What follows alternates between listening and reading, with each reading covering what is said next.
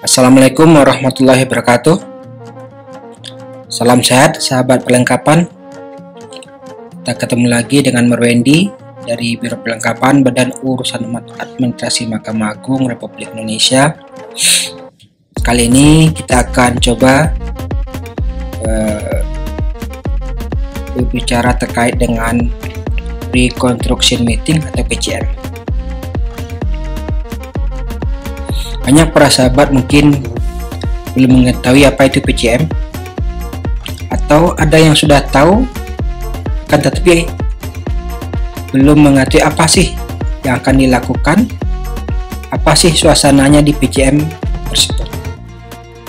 Baik, kita coba berdiskusi terkait dengan ini.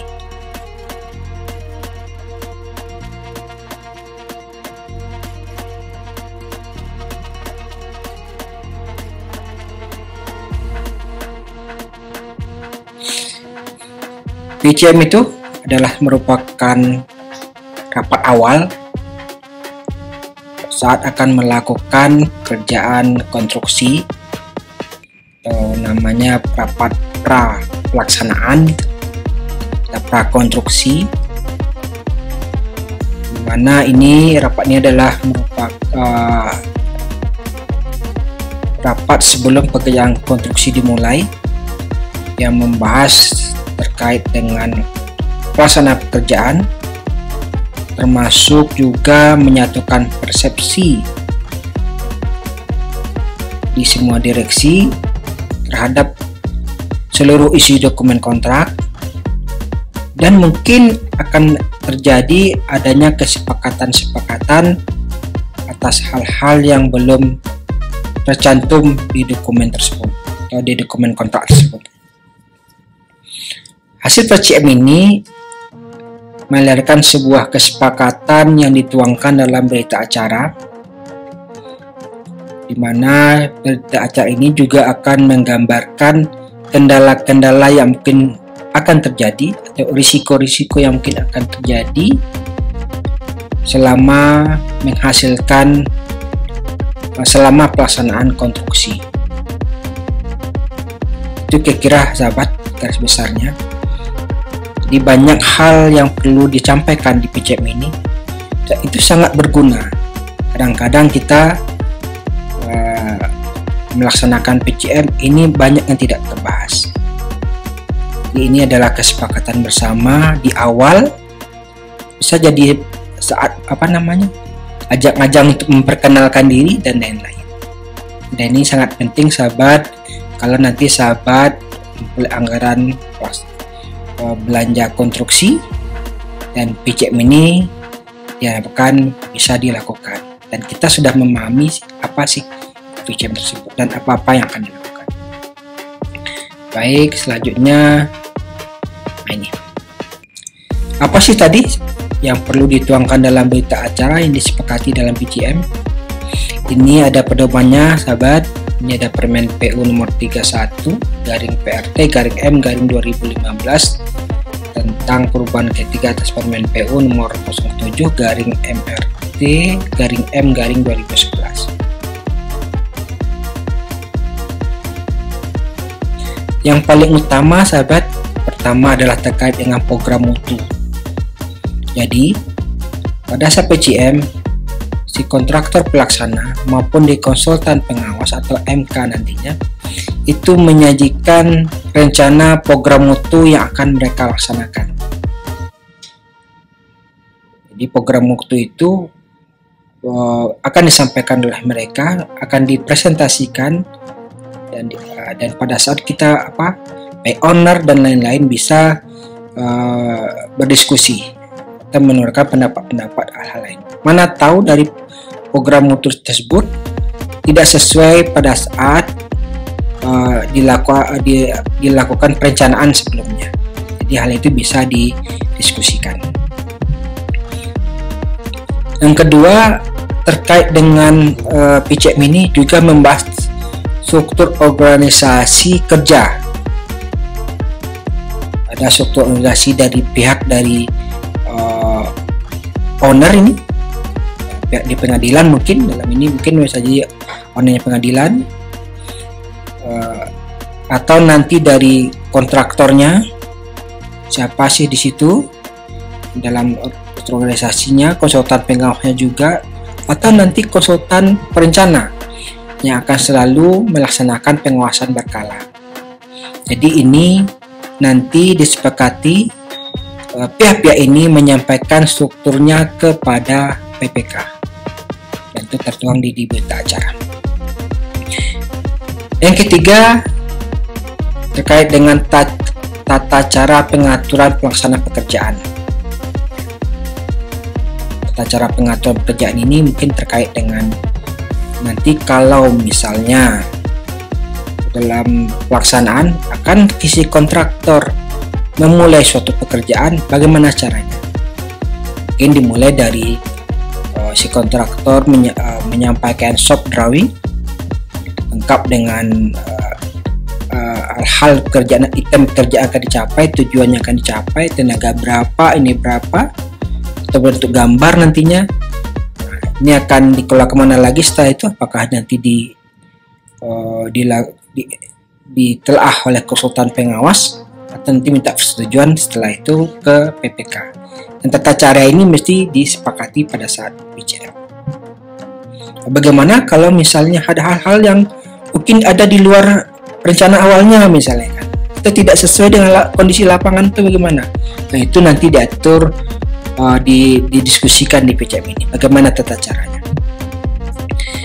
Berikutnya terkait dengan jadwal pelaksanaan pekerjaan yang diikuti dengan uraian tentang K3. Nah, ini jadwal ini biasanya kontraktor menyampaikan time schedule yang berbentuk kurva S. Semua item pekerjaan itu berbentuk dalam kurva S dituangkan, akan ada waktu-waktunya. Dan ini juga disampaikan oleh si kontraktor. Mana tahu nanti dalam progres-progresnya yang akan direncanakan tersebut per minggunya mungkin tidak relevan, tidak mungkin hasil terjadi, dan itu bisa time schedule yang diajukan oleh kontraktor ini bisa dilakukan, dikoreksi bersama-sama dan nanti dituangkan dalam berita acara.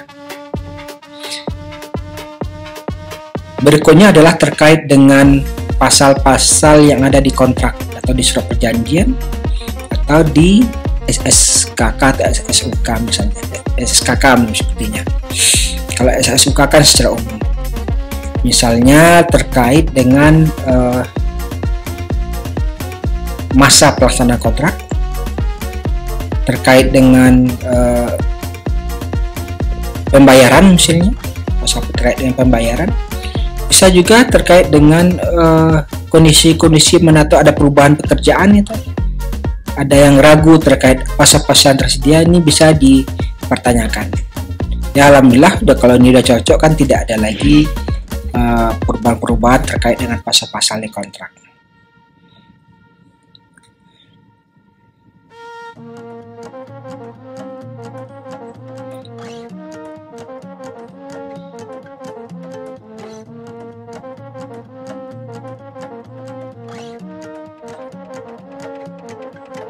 Berikut adalah terkait dengan rencana mobilisasi bahan atau material atau peralatan mesin lainnya. Nah, ini mungkin dibahas ini Bapak sahabat, kelengkapan bagaimana sih nanti kalau misalnya kontraktor mendatangkan peralatan mesinnya, bagaimana prosedurnya. Nah, ini bisa didiskusikan. Juga terkait dengan mana tahu ada perubahan-perubahan terkait dengan kontrak, tata caranya bagaimana, ini juga mesti dibahas karena ini biasa terjadi sahabat ya. Jadi kalau nggak disusun lebih awal, ke depan nanti akan berjalan tidak sesuai dengan ketentuan. Nah ini mesti disepakati. Kadang-kadang pelaksanaan pekerjaan di-actionkan dulu, nanti administrasi terakhir. Nah, ini salah, harusnya dilakukan administrasi baru dilaksanakan pekerjaan atau perubahan dari kontrak. Nah, terpenting sahabat, ini bagaimana kita menyusun rencana pelaksanaan pemelisaan lokasi pekerjaan. Ini misalnya kalau hasil, misalnya kontraktor sudah melaksanakan progres sekian, kapan sih waktunya mau kita langsungkan konsolidasi terkait laporan dengan fisiknya misalnya kan. Kalau kami biasa menyebut konsolidasi sahabat ya. Nah, jadi kita memastikan antara laporan dengan fisik, dengan realnya berapa gitu. Dan ini perlu dituangkan sahabat ya. Sangat perlu ini. Karena kalau tidak tertuang nanti kita tahu-tahu aja dinyatakan progres sudah sekian padahal secara realnya tidak. Ini mesti kita diuji.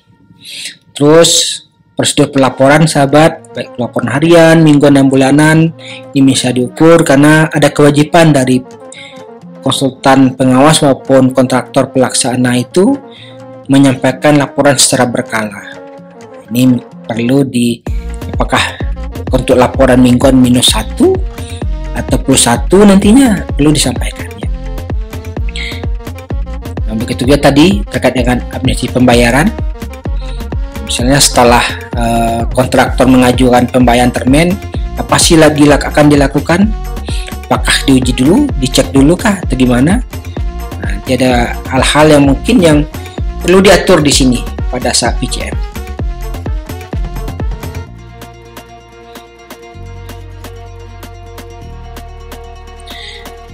Tak kalah pentingnya sahabat yang perlu disepakati nantinya terkait dengan hubungan dengan instansi lain mana ada ya, mungkin terkait dengan seperti pembangunan kita dekat jalan raya, mesti kita ada pengaturan terkait jalan raya.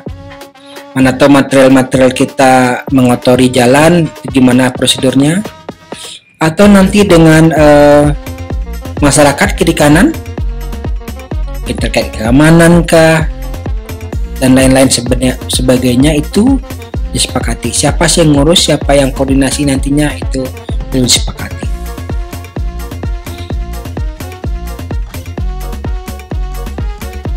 Jadi tadi sahabat terkait dengan setelah pelaksanaan konstruksi hasilnya kan perlu kita lakukan pengujian dan pengetesan. Nah ini perlu juga disepakati kapan waktunya, siapa melaksanakan gitu kan. Itu perlu diperbincangkan. Itu terkait dengan program RMK, rencana mutu kontrak. Nah, ini tadi di awal si kontraktor menyediakan tenaga kerjanya sesuai dengan ketentuan dan disetujui oleh PPK. Siapa sih personil-personil di struktur organisasi akan ditugaskan, bagaimana tugas dan tanggung jawabnya gitu kan, itu perlu dijelaskan.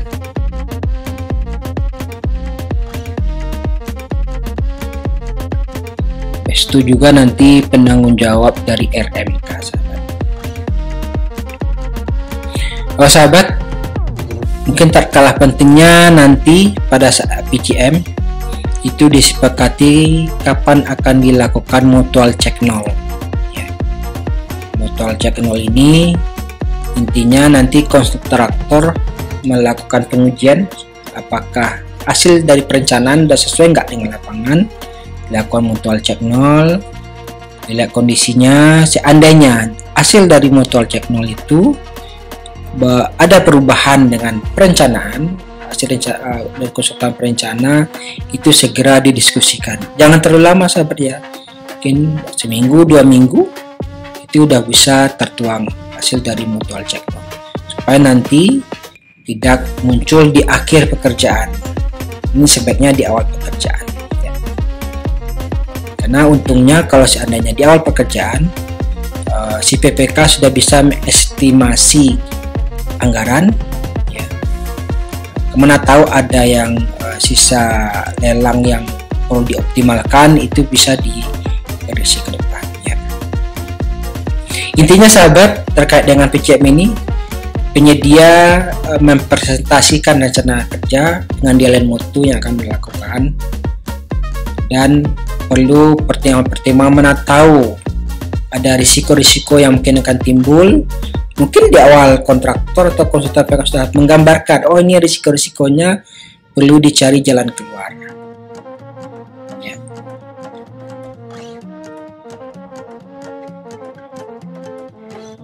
Baik sahabat, cukup kira-kira. Terima kasih banyak atas kesempatannya. Kita bisa berdiskusi atau berbincang terkait dengan PCM pre-construction meeting. Semoga ini bisa berguna bagi sahabat dalam melaksanakan konstruksi nantinya, bisa menambah wawasan terkait dengan pekerjaan konstruksi. Kurang lebih dari saya mohon maaf. Assalamualaikum warahmatullahi wabarakatuh.